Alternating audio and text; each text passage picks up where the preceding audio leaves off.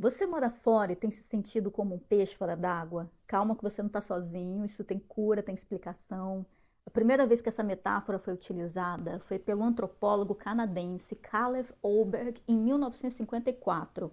Ele viajou pelo mundo, escreveu suas experiências e ele tem vários artigos sobre diferenças culturais.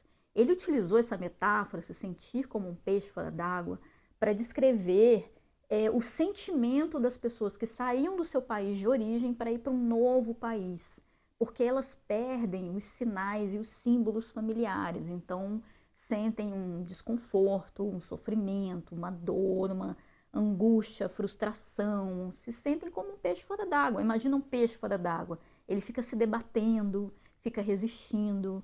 Ele também utilizou a expressão choque cultural pela primeira vez para descrever como o indivíduo reage a essas situações. Ele chega num país novo, como ele vai reagir? Ele leva um choque, né? Um choque cultural. E ele descreve o choque cultural como quase uma doença que tem causa, sintomas e cura. E dependendo do nível de estresse que o indivíduo passa, ele pode desenvolver inúmeras doenças, doenças autoimunes, doenças mentais, depressão, doenças físicas, porque o corpo reage. E ele percebeu que todos passam pelos mesmos sentimentos, só que cada um da sua forma, intensidades diferentes, porque cada um tem uma história de vida, então vai depender muito das experiências anteriores de cada um e do que elas estão passando no momento também. Por exemplo, se é uma pessoa que já morou fora, ela que teve que lidar com tudo isso e vai para um outro país que também não é o país de origem, ela vai ter mais facilidade em lidar com tudo isso. E ele observou que quem vivencia o choque cultural passa por 4 estágios. O primeiro estágio é a fase da lua de mel. É tudo lindo, tudo maravilhoso. Nossa, que saudade dessa fase. É tudo lindo, né? A gente é como se fosse um turista, a gente chega, tá passeando, tá conhecendo coisas novas, né? O país é perfeito. Nossa, tudo limpo, tudo organizado. Olha, que legal. Mas até a ficha cair, né? Até a gente perceber que a gente não está ali como turista, que é a nossa nova realidade. E aí as coisas vão acontecendo e vem o segundo estágio, que é a fase da crise, da frustração. É nessa fase que Caleb Oberg descreveu como choque cultural. Que aí vem aquele sofrimento, aquela angústia, frustração, decepção, a pessoa começa a ver realmente os defeitos do lugar onde ela está morando, o novo lugar, né? Passa a enxergar os defeitos, os problemas.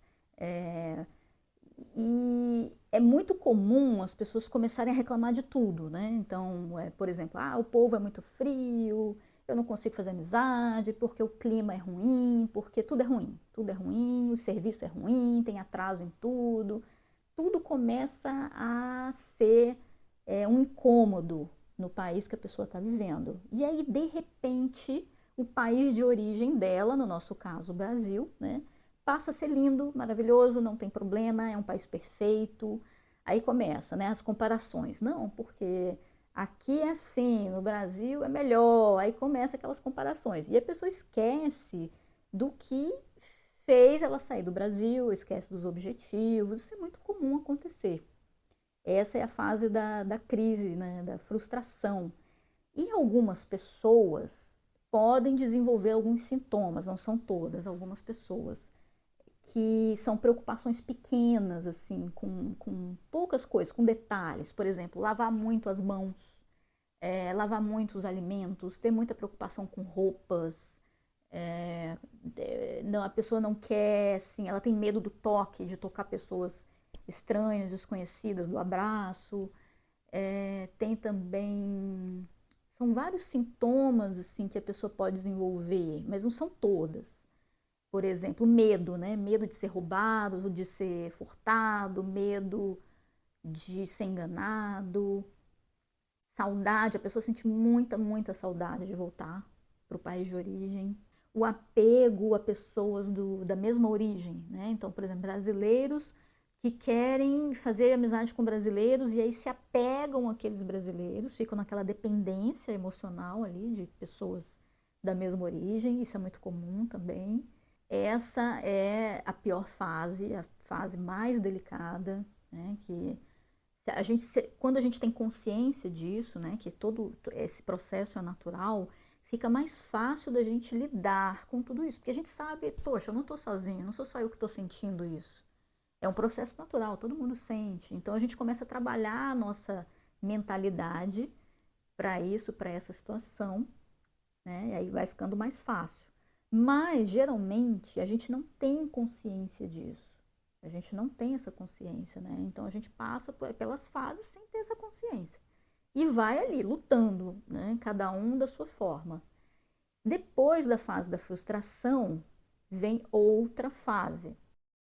A terceira fase é a fase da recuperação, dos ajustes. A pessoa vai fazendo pequenos ajustes. Ela vai vendo ali que ela precisa lidar com tudo aquilo, então ela vai se ajustando, ela vai se comunicando melhor, né? Se ela está aprendendo a língua do país, ela vai aprender mais, vai se comunicar melhor, vai fazer amizades com pessoas da cultura anfitriã, da cultura onde ela está vivendo e vai aprendendo a lidar melhor com as situações e vai ficando mais confortável. É a fase do ajuste. O quarto estágio é a fase da adaptação, que é a fase permanente. Antes da pessoa passar chegar nessa fase da adaptação, as outras fases elas podem se repetir também, elas podem se misturar, vai, volta, se mistura, até chegar na fase da adaptação, que é a última e a permanente. Lembrando que em alguns casos, algumas pessoas passam direto para a fase do choque cultural, que é a fase da crise, da frustração, não passam pela lua de mel, dependendo da situação. Algumas pessoas, por exemplo, que têm uma vida muito boa no país de origem delas, e aí vai para um outro país e não consegue ter aquela vida. Então elas já se chocam ali, né? Já tem a frustração. Ou se elas vão para um país que tem clima muito extremo, é muito extremamente quente, extremamente frio, e ela não gosta daquele clima, já leva algum choque de cara. Mas o mais natural, o mais comum é a pessoa passar pelas quatro fases. Pela lua de mel, pela frustração, pelos ajustes e, finalmente, pela adaptação. Então, quando a pessoa chega na fase da adaptação, ela está se sentindo confortável. Ela aceita os desafios, né? Porque desafio tem em todo lugar. Problema a pessoa vai ter em todo lugar que ela for morar. Então, ela vai aceitar aqueles desafios. Só que os desafios de quando a gente está num novo país, eles são muito mais desafios, são muito mais impactantes, né? Porque é tudo em outra língua, em outra cultura, é tudo novo. Enfim, mas quando a pessoa chega nessa fase da adaptação, ela está aceitando os desafios como uma nova vida, um novo estilo de vida, faz parte da nova vida dela.